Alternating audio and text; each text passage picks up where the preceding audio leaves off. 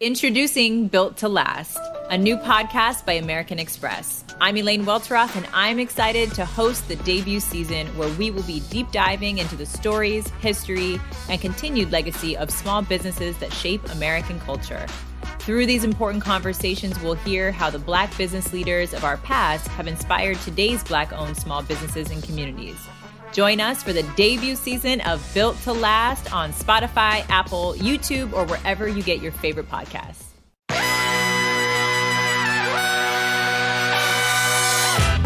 You're listening to Cleveland and Beyond with Andy Billman and Jarid Watson, brought to you by Evergreen Podcasts. And we are live on Facebook, YouTube, and Twitter. He's Andy Billman. I'm Jarid Watson, and this podcast is brought to you by Waiting for Next Year. Check them out, original Cleveland sports reporting at waitingfornextyear.com. Also, coming very soon to Evergreen Podcasts. So close, and yet so far away as the Browns lose at, 47-42 in what is being called the game of the year so far in the NFL. Not for us, bummer. Baker was wonderful. Hunt was awesome. And sadly, Lamar Jackson was better. And the difference in the game. We relive Monday night one more time as the Browns march on to New York for 2 weeks. The Cleveland Indians also come out with an announcement right before the Monday night game. Weird and kind of. We'll discuss that and what's ahead for the team name. And look out for the Cavs. Wow. 2-0 here in the preseason for them. Scorchers, both games. Down to the wire. Actually, I mean, breaking it down by the box score. Can we not? But first. Exhibition champions! Your 9-4 Cleveland Browns. Cleveland Browns. Manny, new fan of show. You shaved. For people who can't see on the podcast, Jarid Watson has shaved. I shaved the beard and had the mustache only last night during the Instagram Live. If you want to follow us on Instagram, it's at Official Cleveland Sports. Yeah, and that threw people off. I got a bunch of comments, Paul Blart being one of them. That was pretty obnoxious. I thought I felt more like a Ned Flanders, and it was unacceptable. And just like Baker, I wasn't good enough to keep the mustache, so I got rid of it. Hi, EJ. Yeah, I don't know where Jared is. But we're glad to have Ken Carmen here in studio. So look, everybody.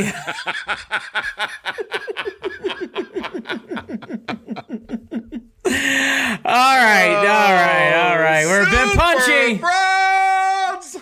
All right. Look, that game, 24 hours later, I think we did one of our better shows on Instagram. I would check it out. The energy was high. Great audience last night, as it is here. Look, here's the big things. This game still stings. I am not moral victory guy. You got to win these games.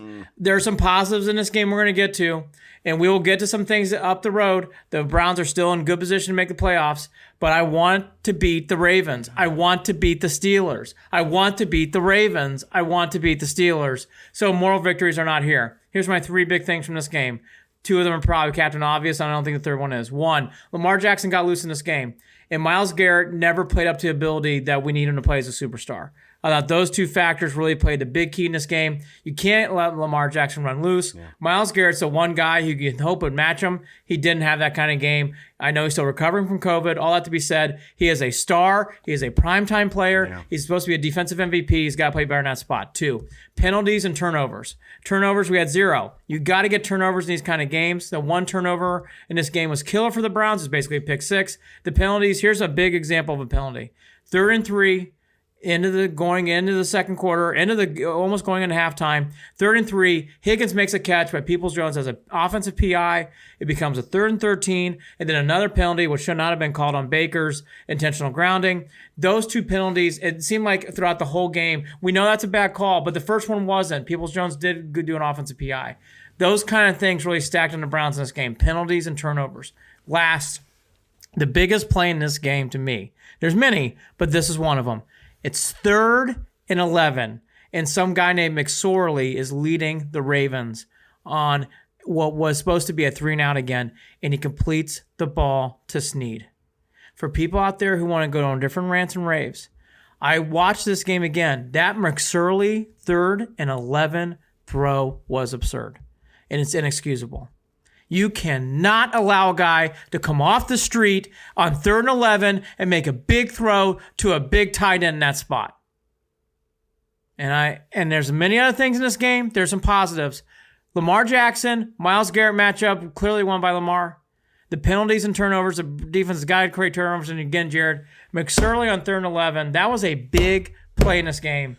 And it really, from that moment on, really the Browns were grasping at straws on defense.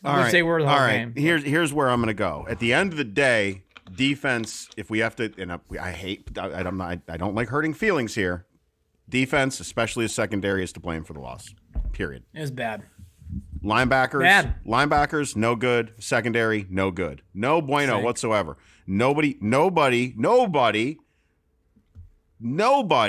kept an eye on Lamar. Was there somebody who was supposed to spot? Because nobody kept an eye on Lamar. Nobody. They certainly did a nice job keeping track of him when he was gone down the sideline.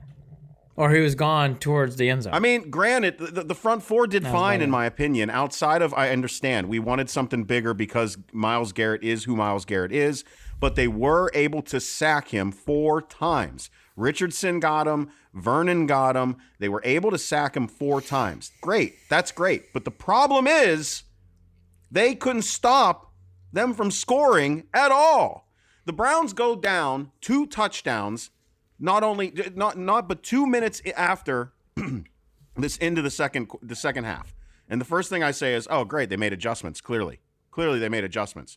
And that was one of the times where analytics-wise, it worked out for the Ravens because they scored prior and then they scored after. So they go up 14 or whatever. It was 34-20 at that point. The Browns' defense could not stop. Lamar could not stop them from scoring, period. It happened throughout the entire game and towards the end of the game.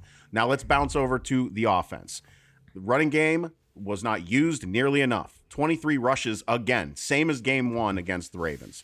I believe personally, had they run the ball more early, as good as Baker was, and as many points as they put up on the board, if they would have run the ball more early, they would have run out more clock early, they would have scored, and they would have kept the ball out of Lamar's hands more often, not allowing the defense to be put through the ringer like they were. Now, would that have made a big difference? Would that have changed the outcome of the game? I don't know. I just feel like we didn't use the rush as much as we should have. It was nice to see them score their touchdowns running the ball early, but still, they should have ran the ball more. Next, that second half, after Baker threw that interception, which gave up a touchdown, Baker went 12 for 15. Baker threw for like 138, 140 yards, whatever it was. Baker threw 2 touchdowns. Baker had like a 150 passer rating from the moment of that interception through the rest of the game. Baker played phenomenally, played his ass off, played his heart out, and so did the rest of those wide receivers. So did the guys catching the ball. And the game was in their hands. When they took back the lead, I thought, here we go. We have got this. Now somebody on defense step up. And there was nobody on defense to step up. There was Stewart. You got the last touchdown. You got second. You got guys running into each other. What the fuck? Mitchell spinning like a top. Look. I'm down on Terrence Mitchell too. I don't think he played well. No, you're right. He didn't. Look. In this game, McSorley had 2 plays. Brown dropped the pass when they're still up 6, and then the Browns came back and scored. And then McSorley again on 3rd and 11 hit Snead. We can sit here and talk about all these different things. When McSorley comes off the street and makes 2 big throws, the first one dropped, second one caught for a first down. I mean, that's not good. That's not good. I know what Jared is saying, and we talked about this last night. Myles Garrett, according to Pro Football Focus, graded out the highest. And I can see, and by the way, Sione Takitaki did too, 78.6 for linebackers. And he did play well again last night. You could see it in the game. Malcolm Smith had a good game too, and he graded out well. Vernon's played, ever since the bye week, Vernon's been great. He played well again last night. But here's something I'm going to mention about this. It's twofold. Myles Garrett, I think, is a superstar. I think you agree he's a superstar. You've got to play big in superstar games. He did not play like a superstar last night. Right. I know he was triple teamed. I know he's getting held. You sometimes have to rise above that. And that goes not just on Myles Garrett, that goes on Woods. Woods has got to do a better job of getting Myles Garrett into this game. You cannot allow your best player to be taken out of this game. Yeah, no Second doubt. Point. If Myles Garrett is getting triple teamed like that, then you know what? I felt Vernon. I need to see more Vernon. I need to see more Richardson. I need to see more Ogunjobi. Because if there's 3 guys or 2 guys on Garrett, then there should be more of a rush, more of a factor. I don't agree with the front 4 comment. I thought the front 4 played okay. They didn't play terrible. 4 sacks on Lamar Jackson. That's not. But that running game, Jared, was a sieve. Dobbins running down the field. And that's where we get. And that's where we start to go. Where the fuck? And that's where we start to go. Where the fuck was Mac Wilson? Now, in fairness, if you want to blame on the linebackers, I could agree there. I blame it more on the front 4 and the linebackers. I think it's a shared responsibility here. I'll give you that. Look, you got in these spots. People have got to take responsibility. Now, they bit on every play fake. Wilson, they just bit on every play fake. It was awful. Every one of those little wishbone fucking plays. Oh. Again, and here's why it bothers me in this game. What's the one thing we said you can't allow to happen? Allowing Lamar Jackson to get loose. And from the first series on, he was running wherever he wanted to run. Yeah. And that's why it bothers me. It isn't like you have this epic passing game. Brown couldn't catch a cold until he got that game-winning touchdown. Okay? And that became a game time because the Browns came back and tied it. Jim Wetzel on Facebook, Matt Wilson is atrocious. I agree. He was in that game. He's not always. He was bad. I don't know. This is tough. He's saying he's not an NFL player. Time for reality to set in. I think that's harsh. Jimmy. But I love Jimmy, by the way. It's a little harsh. I get why you feel that way after the way that he played this week. I do. But he had a great game the week prior. I will say this, though, to what Jimmy's alluded. I love Jimmy. Hey, Jimmy. You drinking the smart water, buddy? I am. Obviously, Holly Wetzel, family member there. But here's the one thing I would say. When it comes to Mac Wilson, and here's where I do agree with Jim, he got exposed. And that worries me. And I've seen this now with 2 different players this year. I see Taki getting better. I see Taki actually improving. I see Taki doing things where it's like, you know what, maybe he is becoming a better player. And the grades are starting to prove that. Mac Wilson has stuttered in 19 and 20. 20's been a stutter year. He just has not figured it out. Well, and that does make me pause. And in this game, he got exposed. He looked. Let me ask you this. Let's do this first. I know because this has been a real big conversation over the past day. There's a lot of folks that are saying the Browns should spend their first 3 draft picks on a safety, a defensive end, and a linebacker. And at this point, of course, I it's odd to even be talking about the draft, but I get it. That secondary has a ton of injury. The team's got a lot of defensive injuries right now. But Manny Blasdell draft defense. All right. So here's the hope. Here's the hope. Denzel Ward's coming back. That's what I wanted to talk about. Harrison's coming back. Denzel Ward and Harrison would have made a huge impact on this game. Huge. Woulda, coulda, shoulda. Woulda, coulda, shoulda. Hey, wish in one hand. I agree. I agree. This is why Stewart's got to step up. Fucking hell. Stewart stunk. I don't even want to do the show, ready? Andy. I'm so mad. Stewart stunk. Stewart stunk.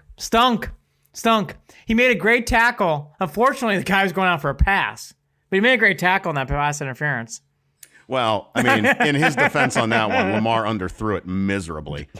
But you got to kind of be aware of where the ball is. The biggest thing in this game, you can't allow one thing to go. That is letting a Lamar Jackson allowed to run around that field. And again, Joe Woods, hey, don't fire him. Bring him back. But, Joe, you got to learn. In that game, you got one job on defense. Where's 8? Yeah. Where is he? He got loose. And the thing is, we've learned this as Browns fans. As soon as Lamar Jackson gets loose early in the game, it's hard to get him back into the box. It's hard. He gets going. He starts feeling it. He is the most momentum quarterback I've ever seen, Jared. Meaning when he's feeling good, it doesn't get less. It gets more and more and more as the game goes on. And you can see it in this game. And again, not to pick a scab, but McSorley making that 3rd and 11 will live in this defensive infamy for the rest of the week. 3rd and 11, make the stop. It's McSorley. Make the fucking stop. Make the fucking stop. Come on. Make the stop. Make the stop. All right, look, do some other things. Baker Mayfield was wonderful in this game. He proved again. In fact, in a loss, I would say he has not only proven himself to Browns fans. I mean, I'm now so sold on this. It's like he would have to shit the bed and walk home backwards to not get the contract for the extension. You ain't kidding. kidding. He gets the extension. He's getting him coming back. This was the first time, not after the Titans game, this game, Jared, the national resolve is here. People are with Team Baker. People are with Team Baker. As they should be. I mean, as they should be. Baker had a hell of a game. Go ahead, Andy. I'm going to pull up some stats here, too. Jimmy Wetzel. Lots of teams have figured it out with Lamar this year. Why can't Woods? I agree, Jim. Woods has got to do better in these games. Is it him or the players? It's a combination, Jim. I think it's a combination. You're dealing with a combination of issues there. Manny Blasdell. I'm going to get to this now. Kicker. Maybe a kicker, laugh out loud. We drafted Gonzalez, was considered to be the best kicker in college at the time, and that's Manny on Facebook. Look, here's the key thing about Parkey. It's one game, but Parkey is Parkey for the course. He struggles. He's double doink. Next year I would get a new kicker. You can't do anything this year, but next year I would get a new kicker. Here is something that Jared brought up, which I'm starting to now think about too more and more. It's not something that cost him this game, but it's something I do want to allude to. The Scottish Hammer, his punting has been okay this year. It's been very off. And even to that effect, in this game, punting and conserving yards. When he did punt inside the 10, no one was around the ball. Ball goes right in the end zone. Bid on the fair catch Fake. call. Yeah, bid on the fake. And then on that same drive where Baker gets caught for that, wasn't a intentional grounding, gets caught for it though. Scottish Hammer, I don't know what that was. That was a turd ball punt. But then again, you have a chance to get it inside around the 40, mid to early 40s, maybe going to the high 30s. Instead, the ball bounces, gets another 7 or 8 yards, and now you're in midfield. And those are the kind of things with special teams and punting. The Browns special teams caught them a little bit in this game. Finally caught them a little bit in this game. Those big things make a big difference in this game. Well, and Parkey, my God, can that kicker for the Ravens kick the ball? My God. Tucker is about as automatic as they get. And I knew him going in there for that 55-yarder. I knew that was it. It was nice. The only thing that I had hope for was that we get a hand on it like we did on the extra point early on. That was the only thing that I was hoping for, is that we can get a hand on it, because he will not miss. He will not miss. That guy is good. He is beloved in Baltimore. Yes, he should. He is. I mean, he really is. So let's run through some of this. We are really seriously, solidly in the position of, and we didn't think we thought it was going to take all season. It took less than all season. Baker Mayfield is the franchise quarterback of your Cleveland Browns. Point blank. Period. It's done. He was 28 for 47, 343, and 2 touchdowns, 1 interception, and he played his ass off after the interception. Baker Mayfield is the guy. Thrown for 60%, 343 yards. You cannot doubt him anymore. He led that team back from being behind by 2 touchdowns, brought them back into the lead, and he worked his ass off. He gave himself a nice little first base slide into the end zone at one point. Safe! He did everything that was needed. I was so glad to see him tuck the ball and run, because he does, earlier he didn't do that, or was it last game he didn't do that, where you were like, why didn't you just run for it? He's had it all year. Why don't you just run for it? Now, I get it. He's still figuring things out. This is a system. He talked about it last week. This team is growing into this system. They are learning as they go. And a lot of that conversation had to do with the fact that Odell Beckham Jr. is not out there, and this team is consistently getting better. And it's not because Odell isn't on the field, according to him. He said that's an easy call. That's an easy cop-out. That the team overall is getting better because they're getting used to the system and they're growing into it together as a team. I can buy into that. Baker's the guy. as for, again, the rushing game, I still feel like I was let down. Nick Chubb, 17 for 82, rushing for almost 5 yards a carry and 2 touchdowns. Kareem Hunt, 6 carries, 33 yards, 5.5 and a touchdown. Now, Kareem Hunt was the leading receiver on the team. Kareem Hunt had 6 catches, 77 yards, and another touchdown, receiving. They offensively are there. They have superstars on this team that can score touchdowns. They can go down the field at will if they need to, and they can score. So the Browns offensively are there. They are a couple of key players on defense away from being that team. They really are. They really are. So I know no moral victories. I'm still so let down after. That game sucked the energy out of me. That defense laid a big fucking turd ball. And it's not going to take a couple players, I think, Jared. I think it's going to take a lot more than that. Because even when you get Denzel Ward and Henderson make it somewhat better, and they're good players, but they don't take them over the top. I'm talking about more than I'm talking about your Delpits. I'm talking about your Greedy Williams. I'm talking about. Oh, sure, that's next year. That's all I'm saying. Yeah, next year. All right. Jimmy Wetzel. The other thing I want to get to what Jimmy said here. I don't care what anybody says about Bake. Dude has flat out stones on Facebook. Look, here's the big thing that I like about what Jimmy's saying. I agree with that. Obviously, we all agree with that. He's got so much bravado. Going back to what Jared was saying, his play on the field is really proven out. These are 2 back-to-back wonderful games. He's getting the respect nationally, not just from people like myself and Jared and Jimmy Wetzels and Manny's and Kevin Atkins out there. We all got brown and orange glasses, but we can really see it.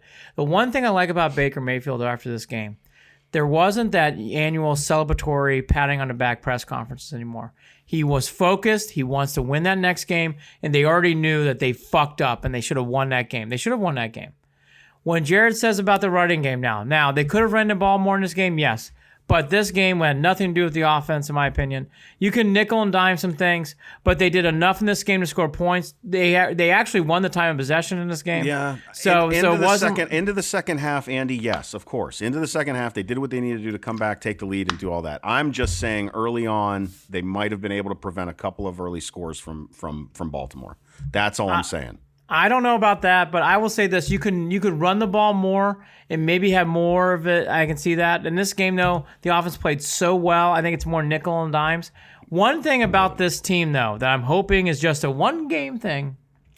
These fumbles, I hope it's just one game, right? From Higgins and from Landry. We had we had 7 fumbles in this game. We didn't lose any of them. It's 7. Yeah, 7. That was absolutely obnoxious. 7. Any other season that would not have gone our way.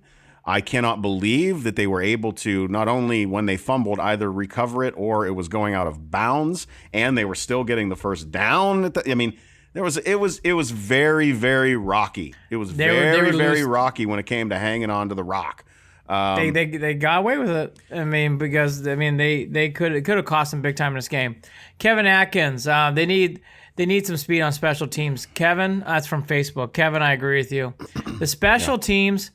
All right, I'll do one more. We keep hearing about Prefer, what he's going to do. I'm ready to see the Prefer plan. I'm ready to see this. The Browns have brought in a lot of these quote-unquote special teams gurus over the last 5-10 years. I'm ready for the guru to explode because I haven't seen it. This Kevin Prefer show, where is it? Didn't show up. Again, these are the big games. These are the games. Where's the special teams? And this was coming off of a couple of games where the special teams looked like it was improving. Both they took a big step backwards. Kicking looked consistent. I know. The punting obviously has been up and down no matter what, but that hasn't killed us yet. But they don't look fast. I agree with Kevin. Jumping back over to some of these numbers that really just, again, they highlight the fact that this game should have been a Browns win. Total yards, 493 to 385. Browns just killed it. Passing yards, 355 to 154, obviously. But the problem is that 154, every time it happened, it was at the right moment for the Ravens. The first downs, we had 33 to their 25. Third down efficiency, they were a little bit more efficient, but we were more efficient on the fourth downs. Look, we had 76 total plays and they to their 57, and we had another almost 4 minutes of possession. Boy. Well, again, should have won the fucking game. Should have won the game. You allowed Lamar Jackson to get loose. Yeah. I will say this, though. We can go through it again. I'll go through the list again. Lamar Jackson getting loose. Where was Myles Garrett in this game? Really didn't feel his presence. Here's something else in this game again. When I can't hammer this home hard enough. When you have a chance at the end of the second quarter to score some points and you get a catch from Higgins and then Peoples-Jones is doing a PI on the other side and then next thing you know, a crazy blitz and next thing you know, there's that momentum, can't get the punt, can't really get it down where you want to, and you're in midfield and bam, touchdown, bam, touchdown. All of a sudden, Jared, it just starts getting whipped around fast. Now, here's another one. Then on 3rd and 11, when you're up by a point, you allow that fucking McSorley to throw a ball and get it to Snead. Those are the things. Now, the Browns have come a long way this year. The Browns have done a lot. This has been fun. Last night blew, but you know what? We were in a big time. People around us nationally now are giving the Browns a lot of respect. It's amazing. The Browns don't get respect after wins. They get respect after losses. I mean, that was it. That was all I heard was this Browns team is for real. Nationally, that's it. That's all I heard it everywhere today. Everywhere today. Baker, okay, real quickly. We have not done this proper justice. We got to pump the brakes. There's one big positive so far that we're not acknowledging. The Baker Mayfield show, as Jimmy Wetzel said, is on full express. If you are not on board the Baker Mayfield Express, then I don't think you're getting what's going on here. Because there's no more debate. There's no more, Allen, he's getting his Tannehill. No. He's our guy.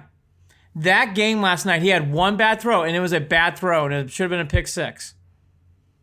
But, one bad throw. Sorry, Mahomes threw 3 interceptions last week, if I remember correctly. But a pick sixes suck. But again, Browns had a chance to win this game.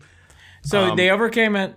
It's all great. My point is the Baker Mayfield card has been turned over, and we got blackjack. Rob he is Jennings coming back on next year. Facebook, 11-5 when it's all said and done. So who do you guys think the Browns will play first?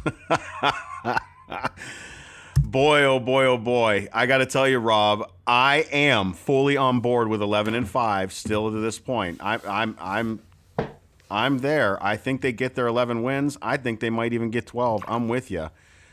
As for getting to the prediction of who they're going to play yet, I don't know. And I think that anyone that they play is going to be a difficult, crazy game. You know who I really would love to play, though? I'll be honest. I want to play the fucking Ravens again. I want to play the Ravens again. I do. Can we play the Yeah, I mean, I would love to play the Ravens. Here's the thing I would say about the Browns. I'm not afraid of playing anybody because I know this team is very good. And I know they lost last night, and I'm pissed about the loss. Jared's pissed about the loss. We're all pissed. But this is not fool's gold. I don't see this unraveling. No. This team has got a long ways to go. Hey, you play Frank Sinatra, and you go in this way, we're going to be a part of it. New York, New York. You take out the garbage. Danny Dimes is playing on one leg. Remember Colt McCoy? He's starting quarterback this week, it sounds like. Then you play the Jets. Then you go 11-4 to what Rob Jennings says, and then you're on your way. So everything's okay. Everything's okay. Here's the big difference. There's no more pad. There's no more pad. No, there's no more pad. And you got to win this game now. And you also got to recognize that the Ravens are sitting there with the rest of their schedule looking even easier, well, or just as easy, if you want to call it easy. All right, I understand these are NFL games and nothing, any given Sunday. I get it, but the Ravens have to face the Jags. The Ravens have to face what? Do they get the Bengals one more time too? End of the year, and then the G-men, and that So I mean, the Ravens. This is going to be a season where we are better than 50% chance of seeing 3 AFC North teams being in the playoffs. Look, insane. That's insane to me. Before we get some more comments, here's the one thing I will say, though. I'm so excited about this year. I've enjoyed this year immensely. I love the development of Baker Mayfield, and Kevin Stefanski is a wonderful coach. Wonderful coach. He's on his way. We are on our way. Beat the fucking Steelers. I don't care if we don't need that game. I don't care if it's just one of those warm-up games. Win it with your backups. I really want to beat the Steelers. Yeah.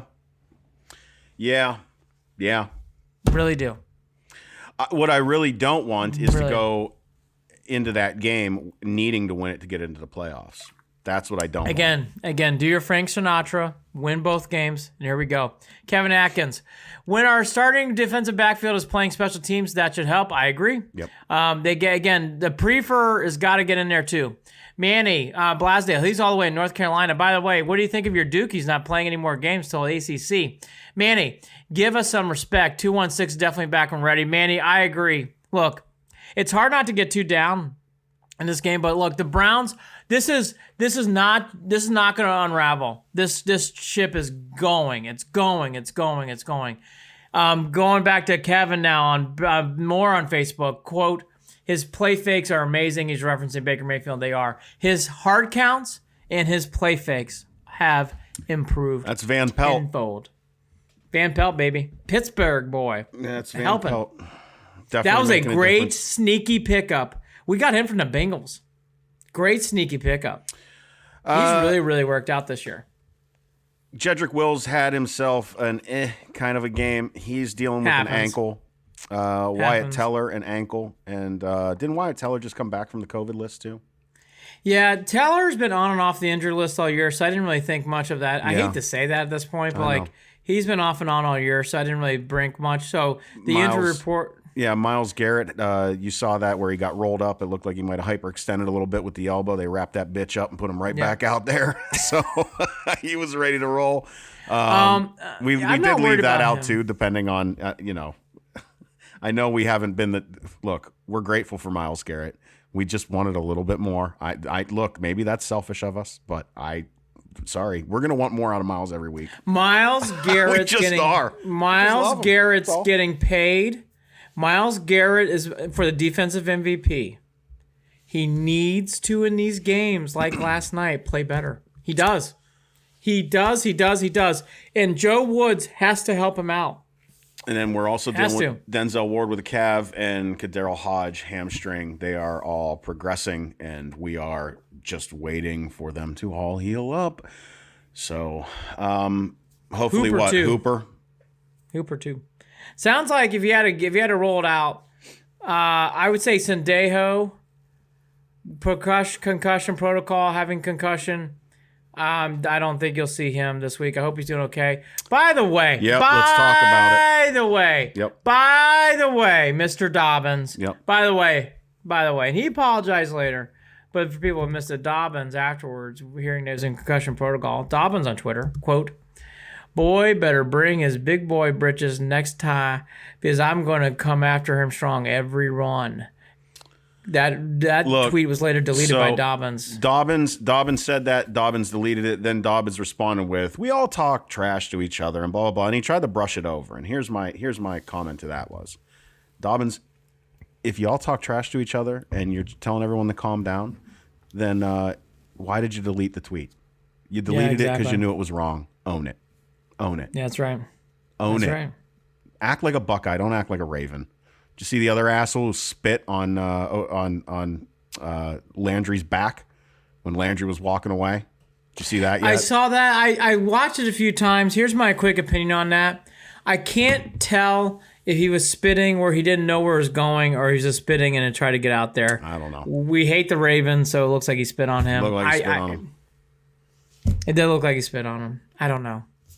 I'm not going to say it was for sure. Disrespect. I know. Look, Dobbins to me is worse. Dobbins, welcome to the rivalry. Now, someone on the Browns needs to take a hint of this, and needs to put this on the bulletin board. Make sure to pop those guys a little extra harder next year. Well, let's also remember this too. It's not like Dobbins had himself a game. He played well though. He played okay. He only rushed for 50 yards, something like that. He did play well, though. They could have ran him more. You know why he didn't run the ball more? Because fucking Lamar Jackson was running everywhere. I know. God. I mean, how we know do you good, not have that in your game plan when that's it? Brown can't fucking catch. By the way, do we not? Okay, let's do one more. So do we just not guard tight ends? Is that the whole scheme on defense? We just don't care. I mean, literally, are we to that point now where it's like hold your breath and just hopefully they don't see him? I guess. Andy, defensively, there's so much to be upset about. I don't know what else to say.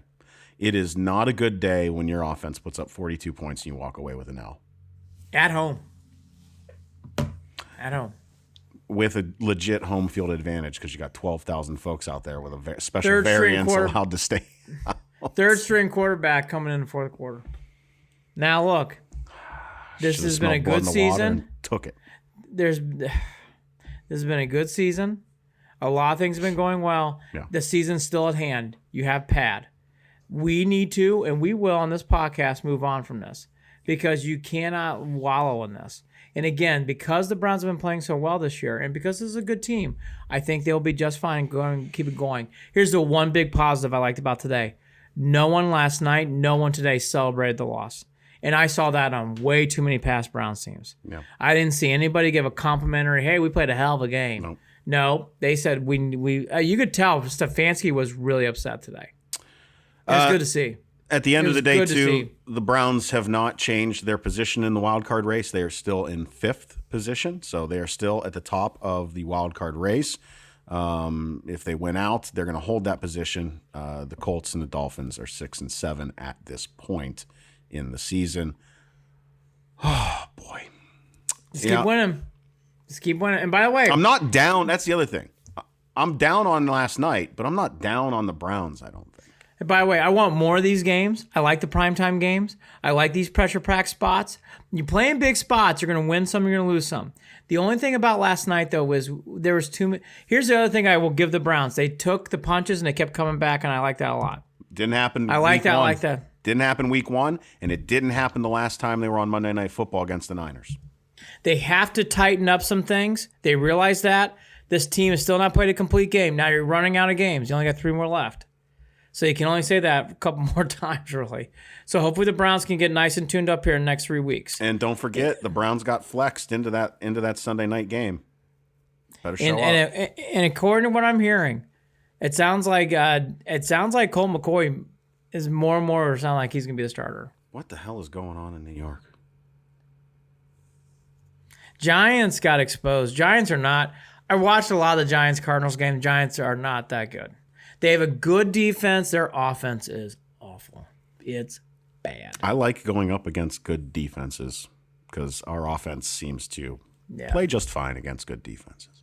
Yeah, the Giants don't have no Saquon Barkley, no Danny Dimes. I mean, we'll see. Danny Dimes might play, but folks, Giants have no offense. Nothing. Can't lose that game. Well, the way that this secondary look, you better not have a night where Colt McCoy throws for 300 yards. That's all right. This isn't old Browns. This isn't old Browns. Don't worry. It's not old Browns. It's not old Browns.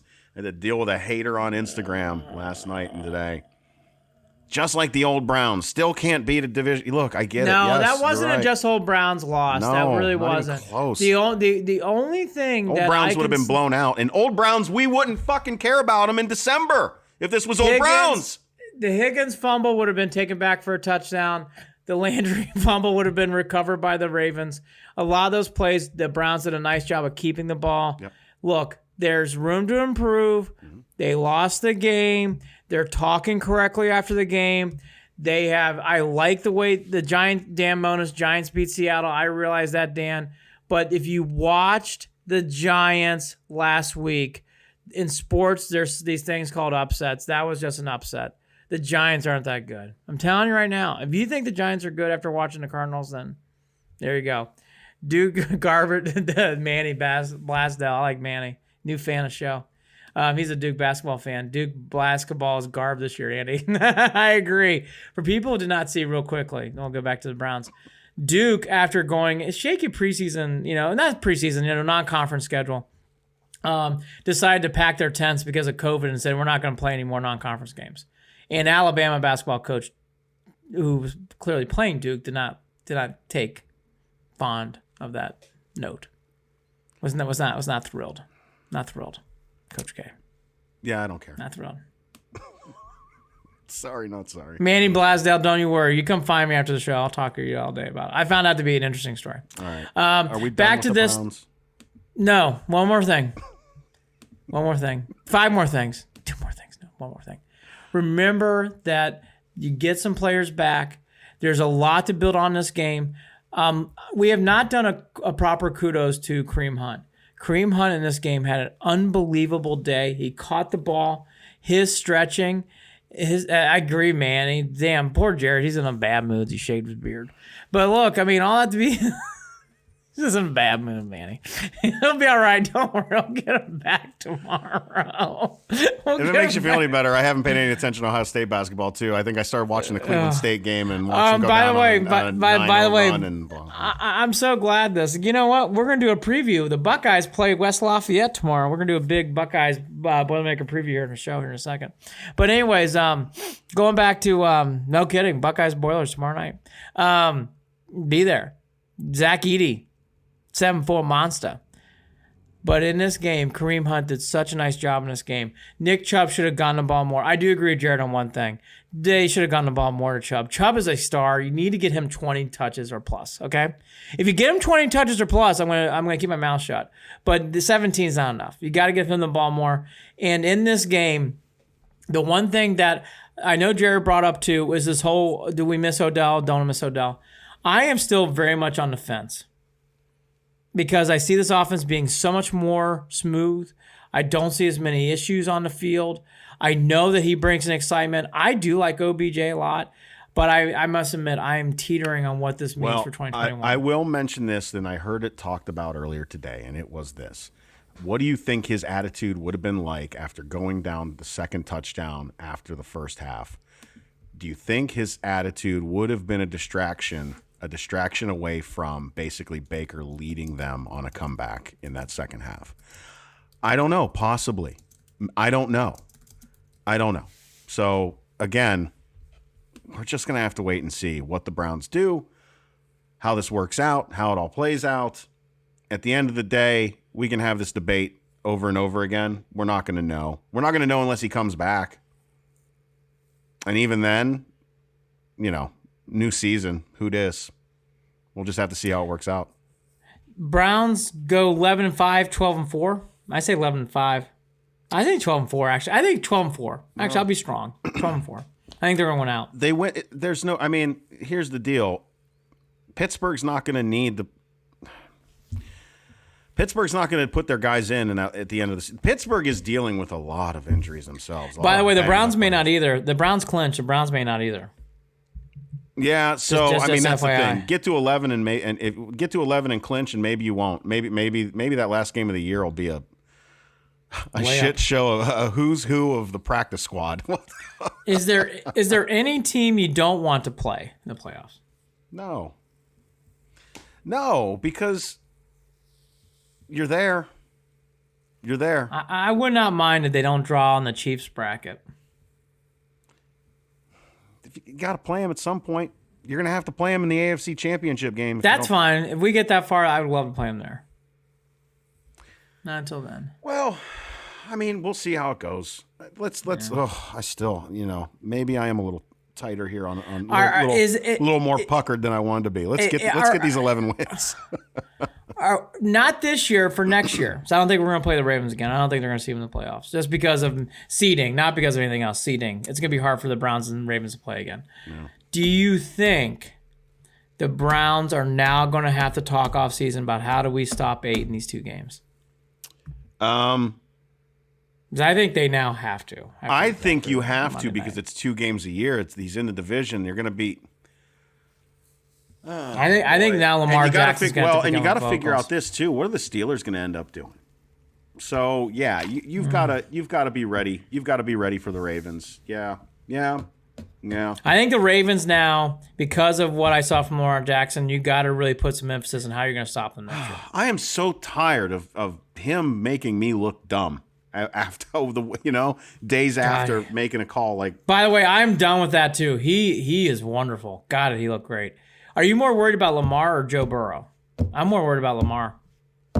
I'm only worried about Lamar because we can't figure him out. Can't stop him. Can't fucking stop him. It's amazing. Isn't it amazing how one game can change your whole perspective? Does it every time too. Does it every fucking time. Well, I'm done with come back on Friday. It's going to be a fun Friday show. Yeah, we will preview the Sunday night game against the New York Giants, and we'll have that ready for you. We will also, I'm guessing, it's a primetime game. We should probably, what are we going to do? We're going to do Instagram after the game Sunday night, and then do a show Monday morning, I think, right here. Or Monday night. Yeah, or Monday night, correct. And so, again, at Official Cleveland Sports is the Instagram page. Check it out. Get signed up at Official Cleveland Sports.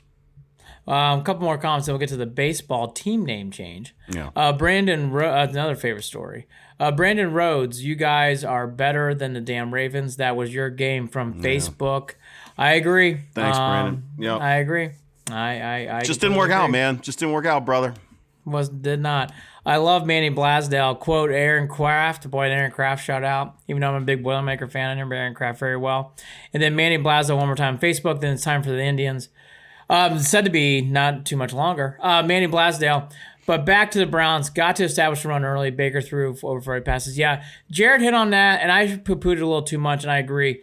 Let's get back to something that's important. The Browns running the game 50-50 with the pass makes a lot more sense. And this game, I don't think it impacted the game. I really don't. But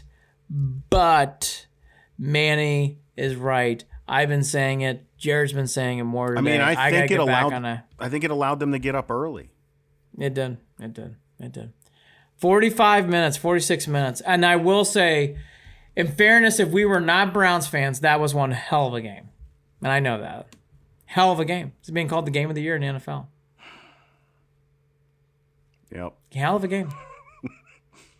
Well, yep. There's something in life called timing.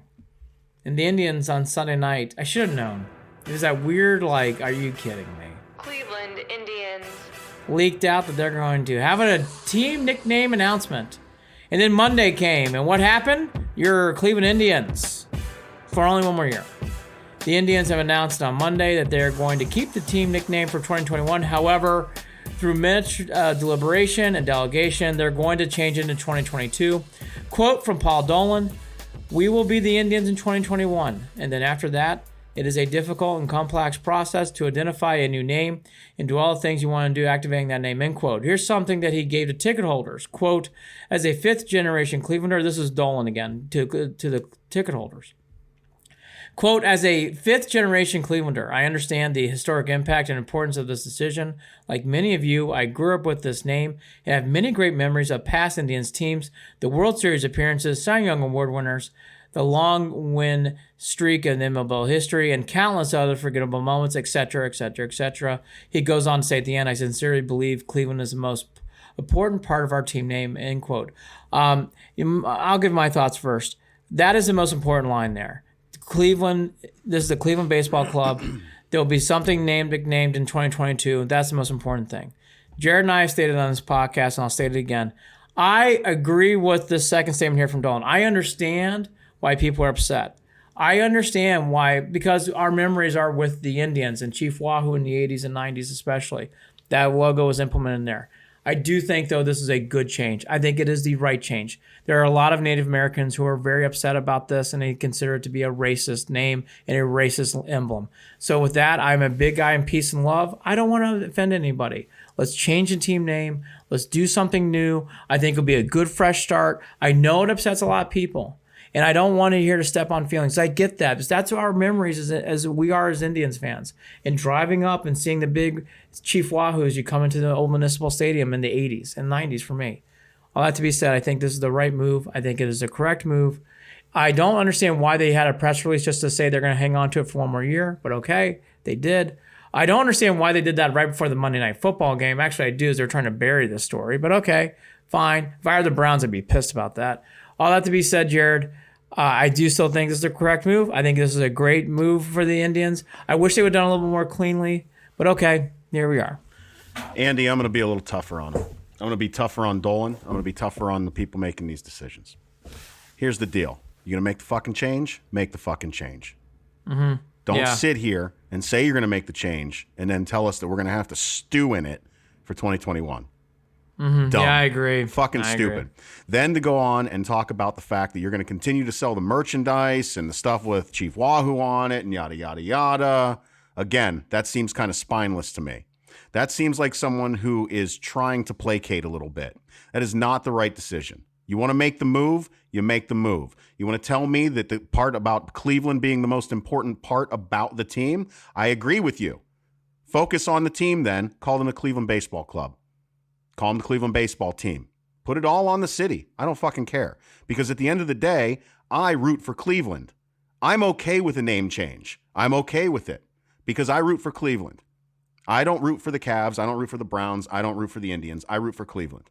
I root for Cleveland sports teams because that is a part of my culture, right? Indians isn't my culture. I'm not Native American. Paul Brown isn't a culture other than hard-playing football. Cavaliers isn't something that we had like walking around in Northeast Ohio that I identify as. I identify as a Northeast Ohioan. I identify as someone who loves Cleveland sports. That's my culture. So I'm not worried about getting rid of the name. I just think that if you're going to do it, cut the fucking cord. Quit playing tickle pants over this.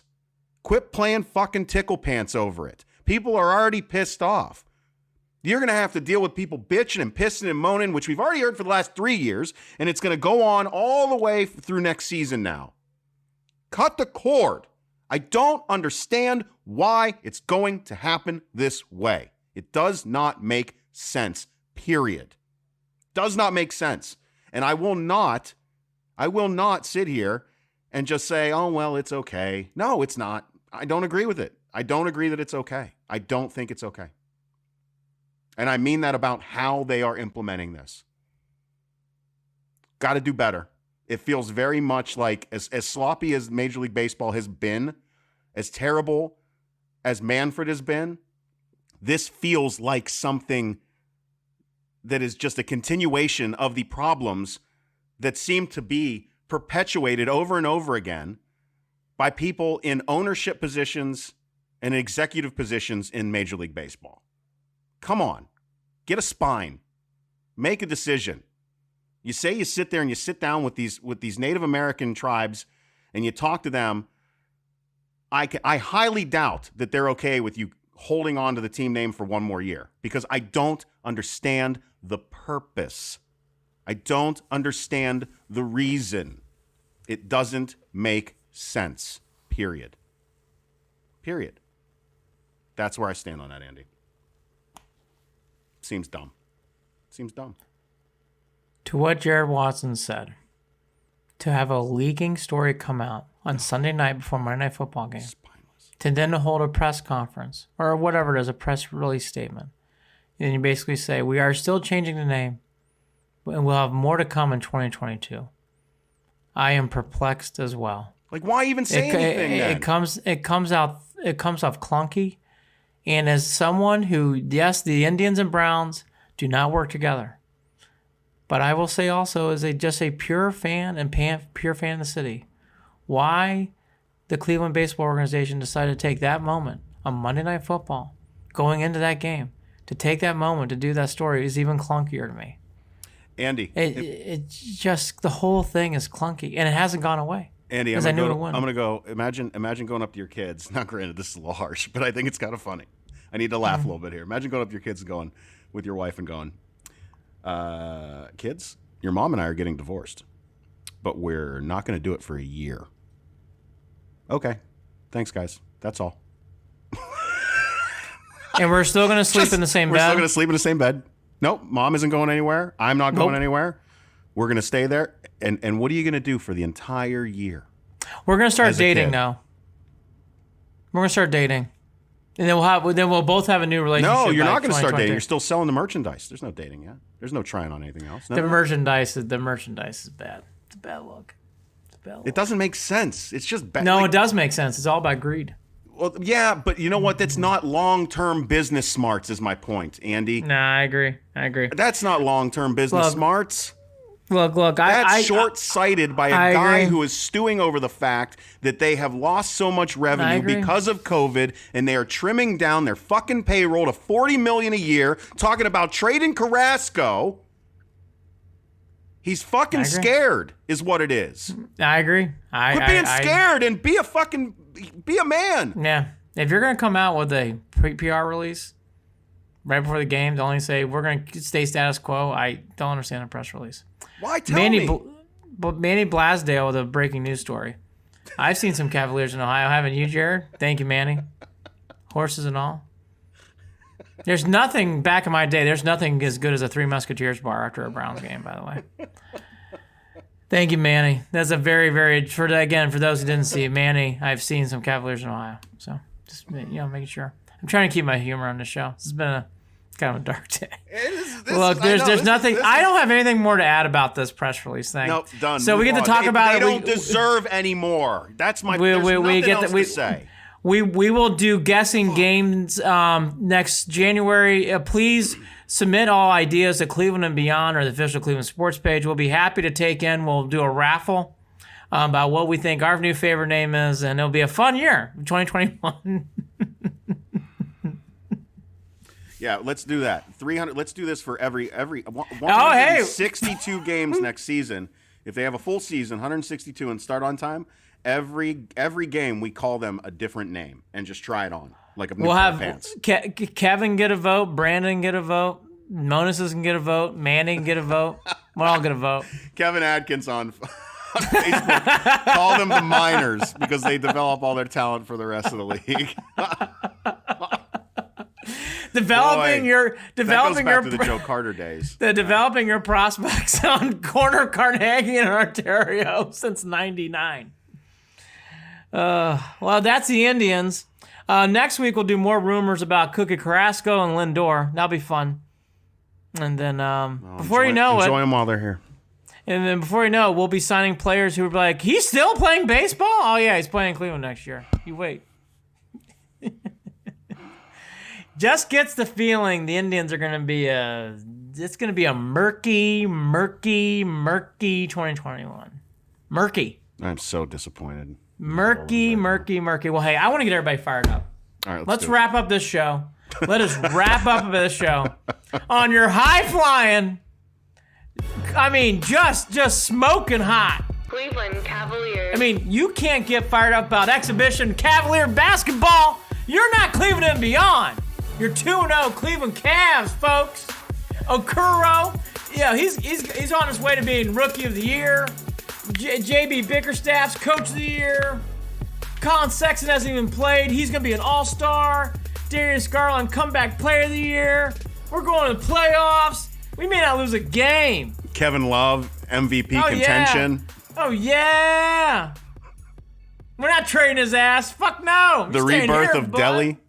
Yeah, Delhi. He's in concussion protocol. No biggie. No big deal. No big deal.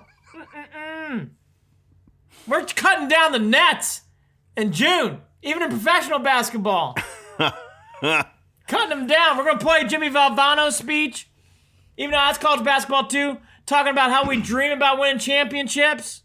It's going to be fucking sick. Listen, enjoy these wins. Sick. Enjoy these wins right now. I'm getting my Okuro jersey okay. Because they're going to be few and far between to come by during the regular season. Yeah, I agree with Manny. Love's going to average 30 this year. Look, here's some little nuggets. And I got a hot preview coming up here in a second. But and we're going to do more on the Cavs Friday. And I'm going to do more on the Cavs tomorrow, and I'll tell you why in a second. But let's go back to the little nuggets. Okuro's playing really well, and he looks really good so far. And I do think that's a big positive. I only watched a good portion of the second and third quarter. It's only a preseason game. Garland looks better. Doesn't look great. Doesn't look good, but Garland looks better. The biggest other touchdown I got is that guy Windler, the guy we drafted last year we didn't see. He's playing, and he can shoot the ball. I like that. I would not weigh any more stock into this preseason. But Okoro, good start. Garland looks better, and Windler can shoot. Those are good things. If you're going to watch the Cavs this season, just be prepared to spend your time, A, enjoying them when they're fun, and mock B, drafts, watching them to see certain players develop. Because that is really the only purpose and reason behind watching the Cavs this season, outside of the fact that you're a Cavs fan. Andy has to pay for it. I, thank God, am back in the local market and do not have to pay for it. I will get to watch these games for free, outside of the cable bill. Thank God, because otherwise I would not be paying for it this year. Andy's going to, and I understand why. But my goodness, it's going to be rough. It just is. I'm not going to let Jared Watson shit on my Cavs parade. JaVale McGee MVP. Fuck yeah, Manny Blasdale on Facebook. Fuck yeah. We're going to win 12 games. It's going to be a sick 12 games. We're going to be the best 12-71 team ever. Now, how many games did they play this year? So it's actually, wait, let me do my math. 12-61. 12-61 because we only played 73 games. It's going to be great. I do like Okoro, though. I'm excited about Windler. Jared Watson's right. I'll be watching every one of these games. And that $120 bill, I'm going to try to ignore. That bill. Okay. It's a little tough. I'm so excited about exhibition basketball. Calling it now 8th seed, I agree. Let's raise it to a 7. They're not. Let's raise it to a 7. No, they're not. It'd be fun if they did. Not a chance. Let's raise it to a 7. 6 seed? 5 seed? Watch out, Bucks. I saw your big signing. Wait till you see Okoro. Coming to your house. I can't joke anymore. It's good to see Okoro. It's really good to see Okoro play well. I like Okoro. Cool. I like Windler. Like I said, I'm going to watch the Cavs just to have a little bit of fun, but I don't have... Oh, buddy, they're not going to be good. No. They're not going to be good. Mark it down, December 15th. Remember this day. Stop. Just stop. I love Manny Blasdale. Just stop. He's a new #1 fan. I'm giving you a bunch of diamonds. No, on EJ's Facebook. going to be very upset. I know. Poor EJ, don't listen. Tell Clark I said hello. Kevin Atkins, how can a team that has so many pieces that good teams want not be any good at all? We got pieces of puzzles. They're just all from different puzzles. Oh, Kevin Atkins, we need more of you. Don't you? It's been the listeners that have been the bright spot of this episode. They are coming in hot. They were coming in hot too on Instagram last night. Good job. Oh, funny stuff. Can we break down Buckeyes Boilermakers? Real quick, you're talking about a Big Ten where Big Ten's good this year, right? Big Ten's really good this year. They're very good. Illinois. Big Ten might have 10 teams getting into the tournament. So big dance. And this is going to be a game where, depending on how well Purdue plays, we're going to see if they can be on par with it. Ohio State right now is ranked 20th. Ohio State is 5-0. Ohio State, again, I told you I tuned in for some of the Cleveland State games. Cleveland State was physical. Cleveland State at one point was on a 9-0, 11-0 run, and it was getting annoying and tied it up. And it was just, you could see that the Buckeyes had to get over a little bit. They had to get over a little bit of adversity to hang on to that one, and ended up winning 67-61. I don't know what you're expecting. I don't think that Purdue wins this game, Andy, but I do think that it would go a long way if Purdue was able to hang. And it's going to be that way throughout the season so that they get an invite. There's going to be a lot of Big Ten invites to the tournament. I'll let you respond to that one Facebook note. Here's one thing I would say. Purdue is the baby boilers. This is a lot of young kids running around. They have this 7'4" guy named Zach Edey who's going to be very good. They do have Williamson who's now a junior. He's good. They have some parts there on this team that are good. The Boilermakers are a year away. The one thing that gives me hope is they have a bunch of freshmen and they're very talented. Newman's going to be good. They have this guy who's been gone for 2 years from high school. Then he had to do a red shirt. He hadn't played in 2 years. He looks good. I think his name's Gillis. He looks good. There's this kid who's coming off Ivy. Ivy's been injured. I don't know if he's going to play against Ohio State. But again, Purdue's got good young parts. I think they're actually going to make the tournament. Good young parts in December usually don't equate to wins against Ohio State. Call me in February. I bet you Purdue's going to be a lot better. I can feel it. Purdue is going to be tough towards Morton. This kid, Morton from Pennsylvania, is going to be a star. Star. He was the Pennsylvania Player of the Year. He's going to be a star for Purdue. Purdue's going to be very good in February. Right now, by the way, it's in Mackey. They shoot the ball well, Mackey. That's my only warning to Buckeye fans. They really do. Oh, the Buckeyes! You can't sleepwalk through this. No. Yeah. Mackey, no, Purdue. You cannot, and I don't think that they will, especially coming off of that Cleveland State game. It was just weird. Yeah. Here's my only Purdue. I've watched a handful of Purdue games, and even without the crowd, Purdue plays much better at home than they do on the road. It's already and Purdue's played a lot of road games. It's a different team on the road than it is at home. All right. Okay. Here we go. Illinois, Iowa. Matt Barocious on Facebook. What the hell happened to the facial hair, Jared? You can pass as a sophomore. He has. He looks much younger. That's a good thing. Looks good. Yeah. Yeah, wife and kids already said I have a baby face. You know what? Gaining weight, though, it makes it more difficult for me to go without a beard because I got a fat head.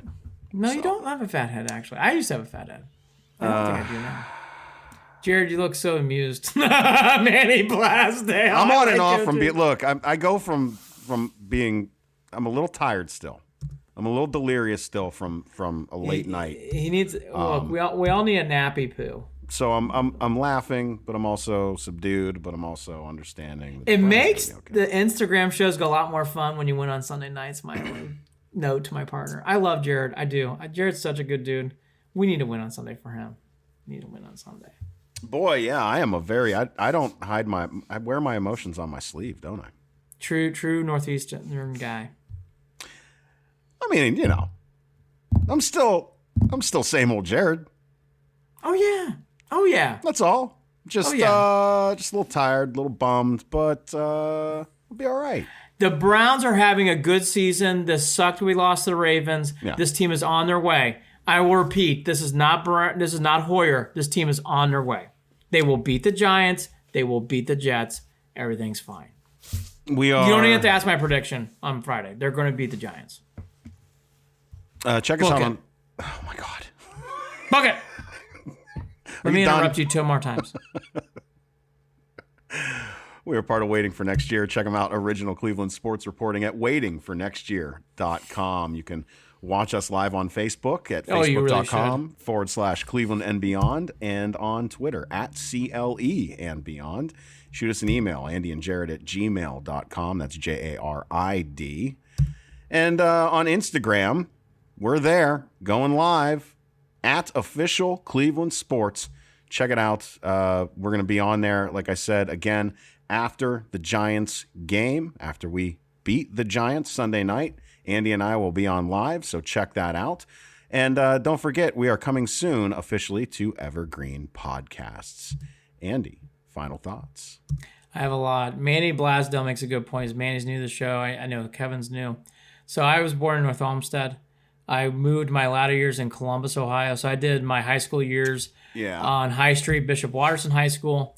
I went to the University of Toledo, and then I got a job right out of Toledo at ESPN, worked at ESPN for 16 years, directed a few films, and now I'm based out of Connecticut. I live in Cheshire, Connecticut, but I directed the film Believe Land, and that's how I got to here. And then Jared Watson's story. Yeah. So I will throw this out here, too. We do have a lot of new listeners. So I am born and raised, born in the Northside Hospital at Youngstown, Ohio, but born and raised in Struthers, Ohio. right there on the Mahoning River in the Mahoning Valley. I played baseball my whole life, had a scholarship and played out in Indiana at Indiana Tech, an NAIA team, and quickly threw that away. I was way too immature to be away from home at 18. Came back home and basically jerked around for 5 years until my mom looked at me and said, "You're the same person you were when you graduated high school." And I said, "That's not a good thing." So I signed up for the Air Force and I joined the military as a military broadcast journalist and was doing morning shows in Korea, Italy, Afghanistan, was producing short documentary films. They sent me to Syracuse University for a year. I was with the Air Force Thunderbirds as their broadcast journalist and documentarian for 3 years. Actually got to do my first air show with the team in Cleveland, and my last air show with the team was here in Youngstown. Amazing. So awesome. Finished up and got out of the military. Medically, I got a bum hip, got the hell out, and hung out and worked for a CBS network for a short while, and then jumped over and started teaching military broadcast journalists. It's the Good Morning Vietnam stuff. So if you've seen that movie, that's kind of what I got to do, at least one aspect of it. And so after I was teaching at the Defense Information School for a year and a half, I started a show called Just Another Cleveland Sports Fan. During that time, where I met Andy because I was reaching out to folks and just trying to do something that I love, because Cleveland sports is what kept me connected to home in those 15 years that I was, basically overseas or traveling the world. And I've never been apart from Cleveland sports. It's in my blood, it's in my veins, and I have been living back at home in Ohio, in Struthers, and just bought a house. And it's only been, 4 or 5 months that I've been here. And it's such a blessing to be back with family, to be able to do this show, to be able to do it with Andy during a pandemic and in different states. And we've been doing this show for more than 2 years now. So there's our short little bios for anyone who's new that's listening. We spend many days together. I think it's all been 2 hours. At a coffee shop in Cheshire. But it's been great. Kevin. Sorry. Kevin's right.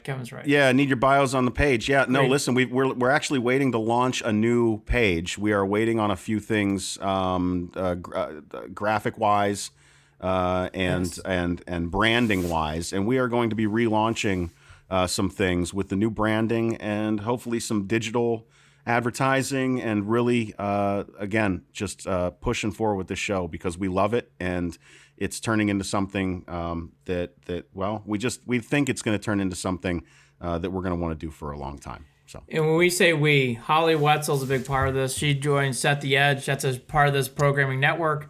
And also we have a Kaylee Waterhouse, who you're going to see physically soon. She works behind the scenes a lot. Holly and I do a show called Set the Edge. Jared's going to be doing some new content as well through all these different networks and stuff. And then you got Kaylee Waterhouse. Holly's a big part of this machine now. Jared gave birth with him and I in the birthing room. Then we added Holly.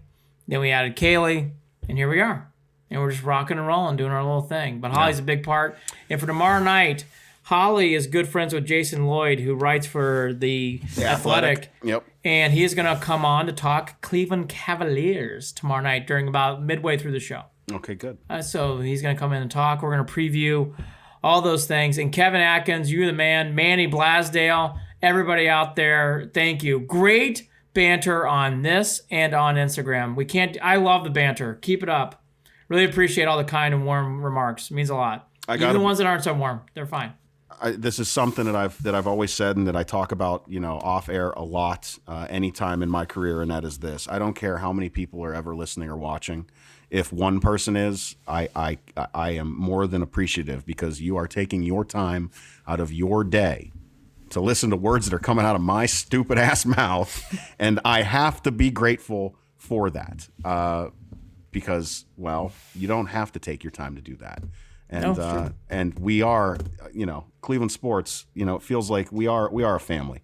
And this is something that I've wanted to do for a very long time, and I'm very grateful that we get to do this. So, man, couldn't ask for a better co-host. Couldn't ask for a better co-host, is right. For a better group of folks that we're putting together with Holly and with Kaylee, and we're going to be adding a couple additional people. And this is going to, it's growing for us. I'm getting a little nervous because it's turning into a network. And we're really going to have to start, managing some things. And I'm a mess as a human being. So that's going to be fun. Browns are going to be just fine. They're going to take New York. They're going to go down Park, 5th Avenue. The Jets, that's a bye week. Everything's going to be fine. Tomorrow night, Holly Wetzel night. Then I guess at some point, Jason Lloyd for some Cavs. A lot more probably in the Browns, to be honest with you. So that'll be fun. Jared and I back on Friday for the G-Men and the Brownies. That'll be fun. A little Buckeyes, Wildcats. A little bit for me is I'm a huge Notre Dame football fan. Even though I got the Purdue flag behind me, I love Notre Dame football. Irish Tigers. And then at night, we got the Tide versus the Gators. And for people who didn't see, there was a shoe incident in the Gators-LSU game. That was a bit Who throws a shoe, honestly? On 3rd and 10, game's over. Throws a shoe. Who throws a shoe? By the way, friend of the show, poor Buddy Martin. Oh, poor Buddy Martin. That was a terrible loss. Oh, boy, you talk about a bad loss. That was a bad loss. All right, I'm going to wrap this up with one thing. I kind of buried the lead on my life. 90.7 WKTL. That's where I started. Struthers, Ohio, the high school has the first ever educational radio station. It's been there forever. I fought like hell to make sure the school didn't sell the rights to the airwaves. Thank God they haven't, but they have leased them out. So if you listen to the Summit, if you're familiar with 90.7 and the Summit, well, we've got our tower over here at Struthers High School, and have been broadcasting out of there. A lot of polka music. I used to do play-by-play for the Wildcats and broadcast polka music during ethnic hour. So there you go. 90.7 WKTL. Key to learning. Nothing says sexy like polka music. Everybody hang in there. The great ride continues. And let's end on a positive. The Baker Mayfield Express is chugging along, and it's great to see. And this team is really 9-4. We would all signed up for it. Just keep chugging. It was a bad loss. It's okay. There were some good things in this game, too. We're on our way. Let's just take care of the G-men. Take out the garbage. They're not good. Take them out. Take them out, Jared. Time to move on. He's Andy Billman. I'm Jared Watson. 9-4. I never thought we'd be here. Mm-hmm. I can't believe we are. Game of the year, Browns-Ravens. Who had that on their bingo card in 2020? Game of the year, not by us. People were saying nationally. I'm going to go regroup. Take care, everybody. Early night for me. Take the Boilers. They're going to beat Buckeyes tomorrow. Buckeyes don't walk into Mackey Arena on a Wednesday night. You know what? They might not. I know. Even as I say that, I don't know if I believe it. Talk again soon, everybody. Take care. Go Getting Browns. my Okuro jersey. Go Browns. Getting a Okuro jersey now. Cleveland and Beyond with Andy and Jared is a part of Evergreen Podcast. You can follow them on Facebook at facebook.com/Cleveland and Beyond, on Twitter at CLE and Beyond, or shoot them an email at andyandjared@gmail.com. And don't forget to visit the website, clevelandandbeyond.net.